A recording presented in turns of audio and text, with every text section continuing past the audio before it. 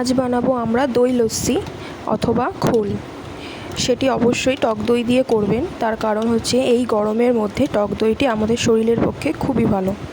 তো এখানে আমি 6 চামচ মতো দই নিয়ে নিয়েছি, তার মধ্যে সামান্য একটু লবণ স্বাদ অনুযায়ী। আমি দিয়েছি এখানে 5 চামচ মতো চিনি। চিনিটা আপনারা আপনাদের স্বাদ মতন দেবেন। তারপরে এটিকে ভালো করে ফেটিয়ে নেবেন। ফেটিয়ে নেওয়ার মধ্যে মাঝখানে একটুখানি সামান্য ভাজা জিরে গুঁড়ো করে দিয়ে দেবেন। আমি আগে থেকে এই জিরেটা গুঁড়ো করে রেখেছিলাম, সেটি সামান্য একটু দিয়ে দিয়েছি। দিয়ে আবার এই দইটাকে ভালো মতন করে ফেটিয়ে নিয়েছি। যতক্ষণ না এই দইয়ের মধ্যে একটা স্মুথ টেক্সচার চলে আসবে ততক্ষণ পর্যন্ত এই দইটি ফেটিয়ে নেব। হয়ে যাওয়ার পরে একটা গ্লাসে কয়েক চামচ মতো টক দই দিয়ে দেবো। তার মধ্যে ফ্রিজে ঠান্ডা জল দিয়ে উপর থেকে সামান্য জিরে গুঁড়ো আবার ছড়িয়ে দিয়ে সেটাকে পরিবেশন করব।